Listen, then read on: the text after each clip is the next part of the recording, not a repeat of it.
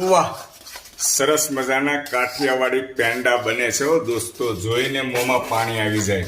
વાહ ભાઈ વાહ, ગામડેથી શું આવ્યું છે? માવો ગાયના દૂધનો. વાહ દોસ્તો, ચોખ્ખા દૂધનો, ગાયના દૂધનો માવો અને એના પેંડા.